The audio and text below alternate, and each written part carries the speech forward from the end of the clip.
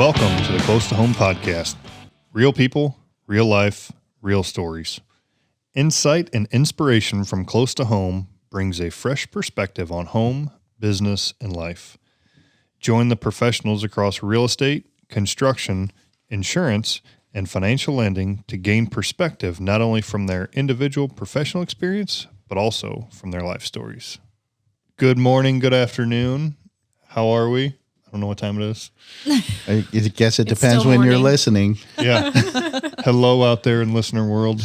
Today's topic is an interesting one. Kind of has to do it kind of dips into all four of our realms. Today we're going to be talking about buying with the intent to remodel.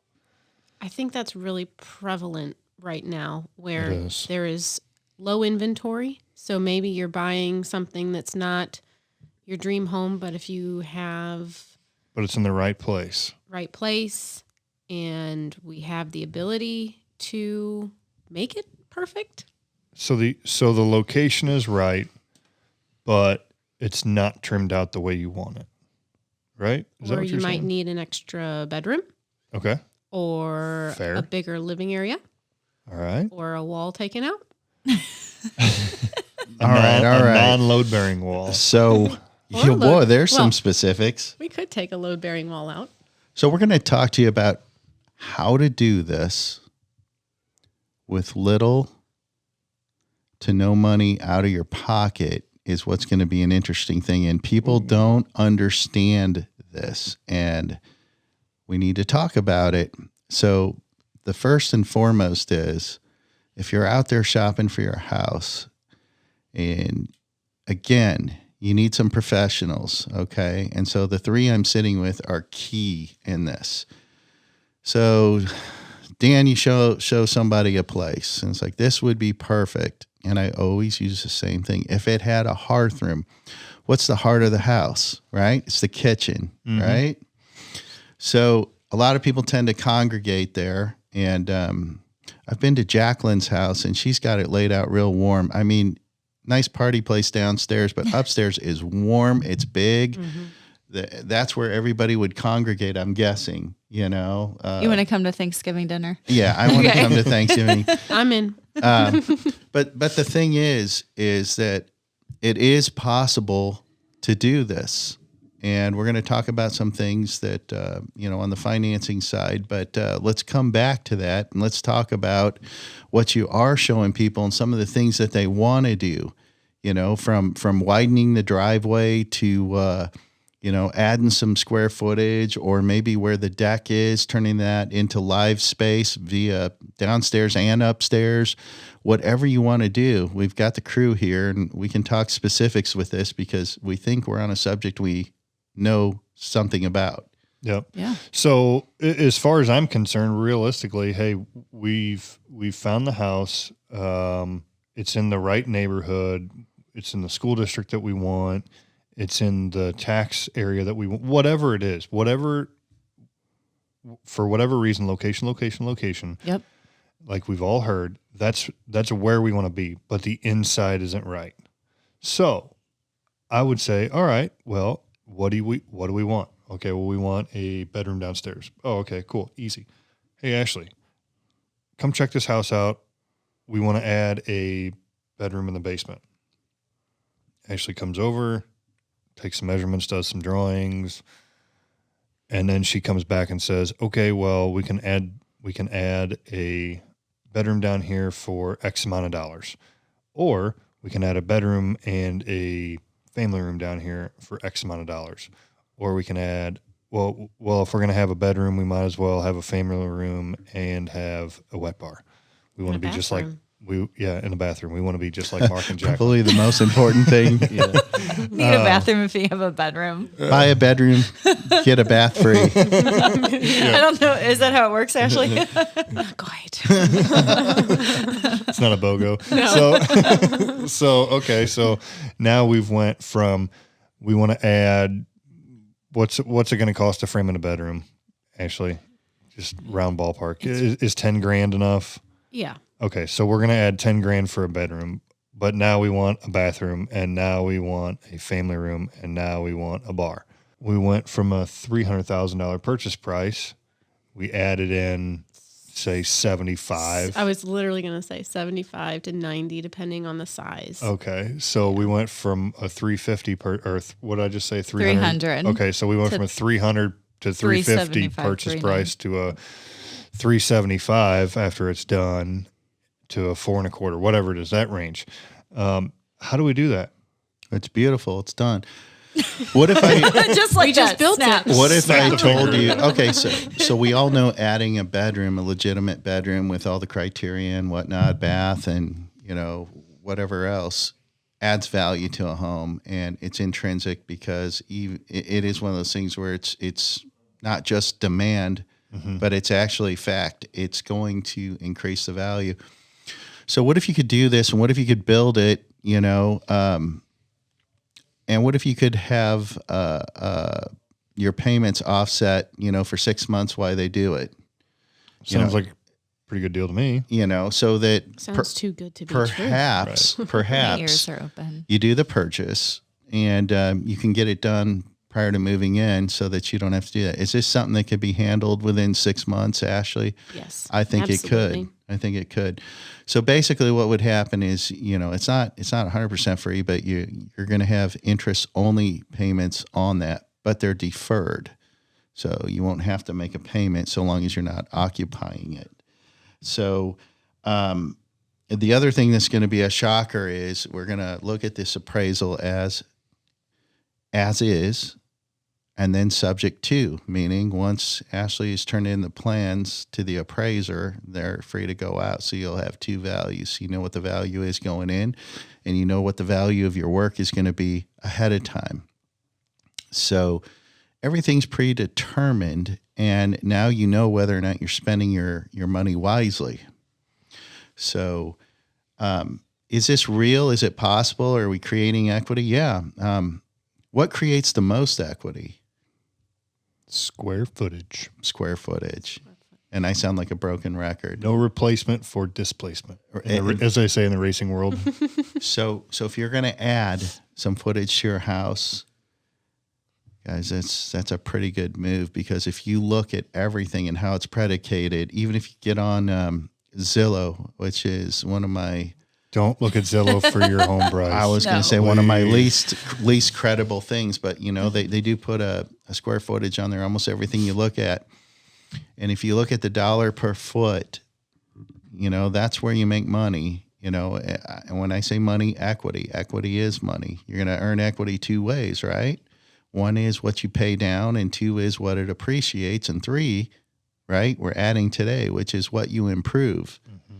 So I don't know what any of that means. Jaclyn, can you clear it up? You just dropped a ball in my lap. Here's a big ball of yarn. Have fun.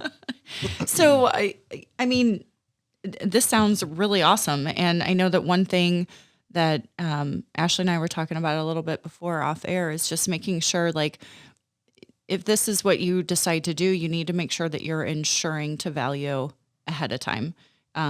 There's materials that are going to be dropped. There's things that can happen mid-build, mid-renovation. The biggest thing is to make sure that you are insured correctly from day one. So what does that look like?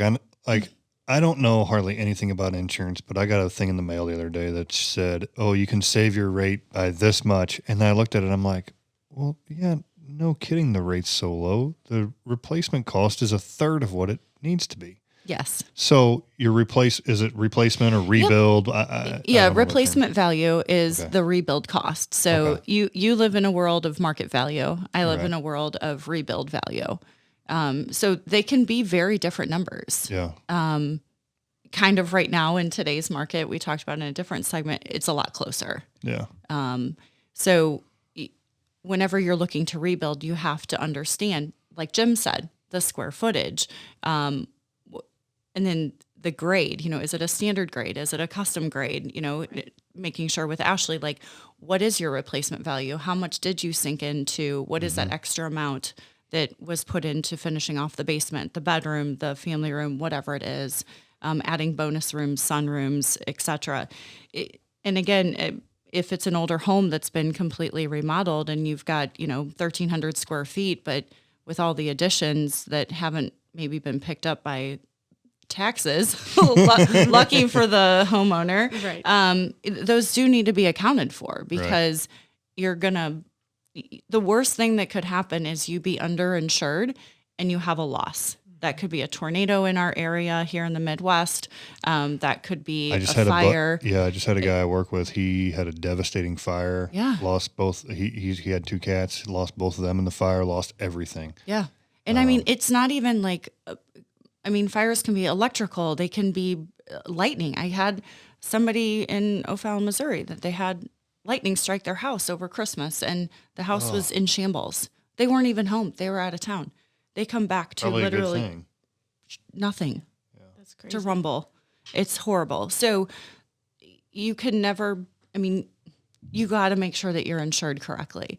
You can't have cheap enough insurance if you actually need it. And that's Right. what we're paying for. If you're saving $20 a month, but you have a loss, You Right. didn't save anything. you didn't save anything. Right. Yeah. If your construction or if your replacement cost only supports linoleum floors and you've had marble, you're not Yes. going to be real happy. No. Oh, right. you can probably tell them you had hardwood at that point. All right, Ashley, I got a question for you. Yeah. Shoot. All right. So somebody like me, and I don't want to throw myself under the bus. I feel like I have good taste, but I don't. Okay. And I need to do I've got great taste. My wife a tells me. I do. remodel. Oh boy. Anyway, how does somebody like me figure out what we need to do? Do we show you, the location here, and then you hand sketch everything for us so we can see what it looks like? So the first thing how we approach this is that we want to make sure that we're not setting our clients up for failure. And what I mean by that is that not every home warrants specific upgrades or specific renovations. As in, sometimes the house is pretty much maxed out at what it's going to be worth because of the overall structure or the location. And that is where, hopefully, and working with Dan, that's not an issue.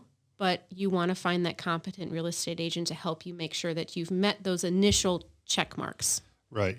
So if there's a home in a subdivision and it's already close to the setback, Correct. you can't add on because there's certain deed restrictions that have been put on there, whether it's a 10-foot or a 50-foot setback from the property line. But supposing you can, you're Absolutely. protected by kind of the knowledge we're talking about here is the footage, will it sustain, the value for the neighborhood and everything else. But getting that appraisal ahead's also going to protect that. Correct. I have to tell you, if I'm doing an improvement and the appraisal comes in a little bit shy of, what I'm anticipating, I'm probably still a go. Because remember, I'm that guy. It's like, I want to live a little while I'm here, Right. Absolutely. But square footage never lies, even if you're in there. That's a tough situation. Now, I will tell you, there's some of these sunrooms that are going in, and they're incredibly expensive, And I did a few years back turn one of those down because I'm like the cost that you're trying to absorb here is never going to come back. Correct. And I think it was like a 4-season room or something like that. It was incredible. I'm pretty sure I could have probably poured slab from the basement all the way to the second story for less. Yeah. You And know? that's something that we make sure that we consider, because with the cost of building materials and the cost of labor, it's kind of fluctuating right now. And depending on if you are adding onto a home, what your existing tie-in, and what I mean by that is what we're actually adding on to, what roof line we have to open up. Do we have to overframe? Do we have to tie in a foundation? Are we building a slab? All of those things, we just really have to kind of look at the big picture. And that really does change building costs. Now, if we're just talking about an inside renovation, we focus more about what fixtures and what finish selections we make, so we don't outprice the realm of what is possible and what makes financial sense, as opposed to, in a lower end home, we're not going to put custom cabinets, or I'm not going to recommend putting custom cabinets in. I might recommend putting in more of a traditional line of cabinetry. But we have more flexibility as either the loan value is lower and they might have had equity to get into the situation to begin with, or they just might have gotten a really good deal, or we're in a higher end home and we have a little bit more flexibility in play.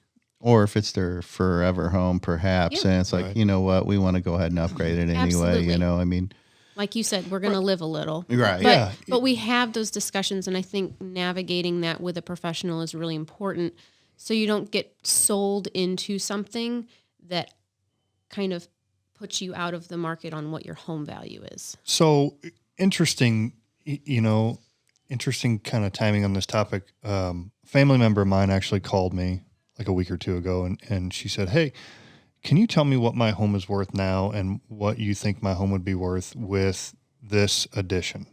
And I said, "Well, I think that addition is probably going to cost this much money." And she said, "Well, no, there's no way it's going to cost that much." And I'm like, Be surprised. go You'd get be a quote. surprised. So she called me back a few days later and she's like, "All right, what do you think?" And I'm like, "Well, when are you planning on moving? Because from my understanding, you're going to spend," she's like, "No, we're going to die here." And I'm like, "Oh, okay. So who cares what it costs? If you want it, do it, because you're not going to sell the home." Right. That's a very unique situation. If I'm, like me, 33 years old with 2 kids and know that I'm going to be moving, I may not want to sink $80,000 into my house because there's not going to be a return there. But if I know that this is my forever home and this is something that I want, I'm going to do it. It doesn't matter what the resale cost is, because it's not my, like, yeah, it's my home, but I'm not going to resell it. That's going to be on my kids. So there's a couple different ways to look at that. So if resale cost matters to you, what you're saying is you have to be picky on what it is that you're doing. Just selective and have an open mindset about the finishes, the details. Do you go ahead and put a wet bar in, or do you put a dry bar in? That can change, the cost of something. And those are kind of where we try to make sure that we set those priorities and goals with, you've got a home that you're trying to make, let's say your dream home. So then let's take a look at what your priorities are and things that maybe once you've got some more equity in the home and you have some more payments on, maybe we do a secondary renovation down the line if we can't make those things happen right Well, now. hang on. So we're going to talk about the possibility real quick. Go ahead, Jaclyn. Oh, I have a very specific question, and sorry if this is somewhat off topic, but so what about, okay, so it's an older home, right? You're wanting to renovate it, but like we've been talking about, you have priorities. You can help us with budgets if we have a specific budget, and maybe we can't do everything, but we can do something. But if you're trying to modernize something that has different finishes, I mean, do you guys have designers on staff? Like, if something seems too overwhelming, like my flooring's outdated, but my cabinets are fine, and I need new railings, and maybe even new flooring and carpet, and you just feel so overwhelmed by where to start or what to do. Talk our listeners absolutely. through like what that looks like or what that process is. So our designers are here to kind of hold our clients' hands. And let's say that they've gotten a number, or they're in the process with Dan and Jim, and they've gotten kind of an idea of where they can cap based off of what they know they can afford. And then we have to come up with a plan that meets within that, and then we'll send that back to Jim. But in the meantime, we're going to help them prioritize. And a lot of times, flooring can be a really big expense. So we want to make sure that we are, meeting that. And then also just talking through and helping them kind of see the big picture, putting it in a 3D rendering, giving them the overall visual so they know exactly what they are not only spending their money on, but this vision of a house that may just be absolutely not what they envision to be their dream home and help them see that.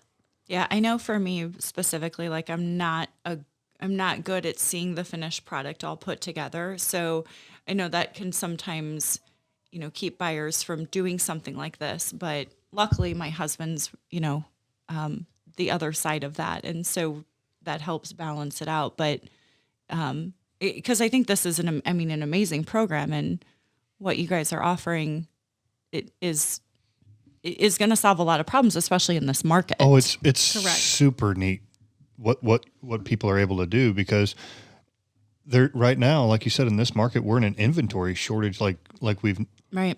we're in a very unique market. So if somebody can go in and bring somebody custom, a custom builder or custom remodel like Epic and say, hey, look, I like the location of this house. Say I'm moving here from wherever. I'm moving from out of town. I like the location of this house, but this is what I want. How much is this going to cost me? And then we can say, all right, well, right now the home is valued at X amount. And so they get with Jim and they say, all right, this is what I want to do. I want to purchase this house at X amount of dollars. And then Epic's going to come in and do a remodel. What does the end product look like, Jim? So that's the thing. We're going to get the appraisal, Okay. and so, all right, let's answer some questions here. So I just bought a house, or I'm going to buy a house, and I want to do an FHA, and I want to do 3.5% down.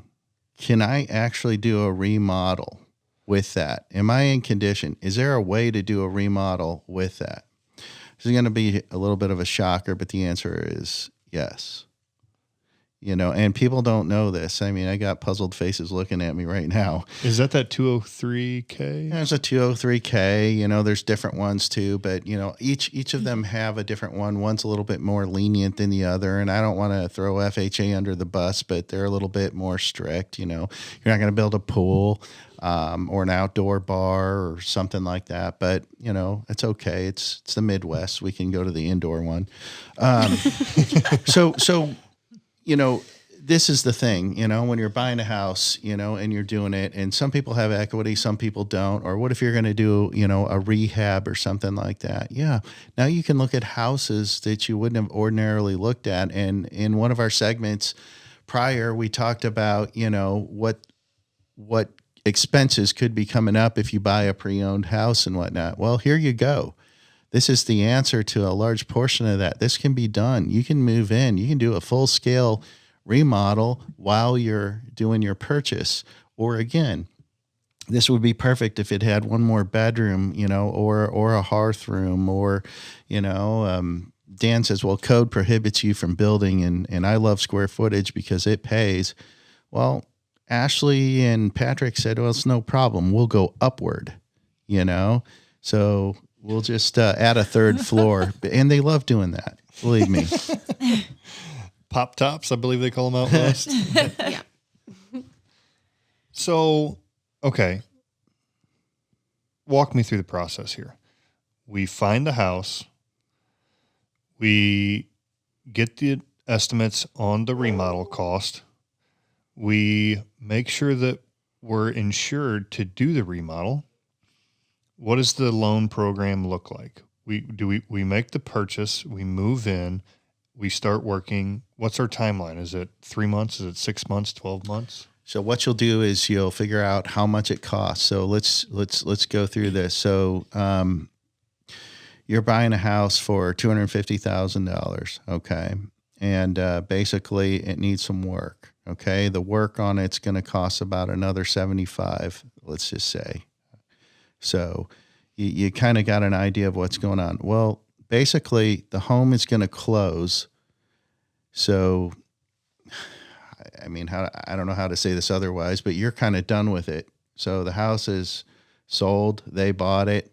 The additional money goes into escrow. The title company will disperse that, and like a typical construction loan. Exactly. But it closes at the higher price. But it's done. You don't have to wait for an end loan. So the money is put back in. Okay. Now this is kind of an interesting situation, and we've done one several times where somebody has put down kind of a minimal payment, and we had this construction done, and then the next thing you know, the house was appraised for a little bit more, and the value actually knocked the mortgage insurance off, which is really, I mean, it can work very favorably depending on what you do. For me personally, my next remodel is either going to be sell everything and go start fresh, or it's going to be, all right, let's get this done, and I'm going to go somewhere for 4 to 6 months or however long it takes, because I don't want to be there for it. So, it's one of those things again where you can do all your footwork ahead of time. And if it gets far enough, your only exposure is going to be getting an appraisal. Why wouldn't you do that? I mean, I would do that. I mean, it's just like getting an inspection on your house before you move in. You're going to move in without getting an inspection, I mean, yeah, probably not. I'm fairly savvy, but I don't think I would do it. So essentially what you're saying is, if you want to do this process, get with somebody who has a team put together that can do something like this. Like, I'm just going to give us a shameless plug, like the four of us. Yeah. So there's a lot of moving parts in this. Isn't just like I'm buying this home and I'm done. There's a lot of moving parts. You need good communication amongst people that know how to work with each other. Absolutely. Yeah. And if you're working with somebody else, it never hurts, to go get another bid, keep them honest. Most of us are of the utmost integrity, and that's why we're in the room together. I'm not one of those where if somebody comes in with something, they're like, will you review this for me? I'm like, hey, they're treating you pretty good here. Yep. I'm either going to beat it or bless it. I'm not matching it. Somebody else did that work, and they're on the up and up, Right. And we all work that way. So if you've got something going on, and you need a second set of eyes, give us a shout, Yeah, absolutely. For sure. Well, so this is a topic that we can go on for hours about, so we're not going to take up any more of your time. Thanks for listening this week. If you guys have any questions, feel free to reach out. Please, please, please always use competent professionals. See y'all next week. And with that, see you later.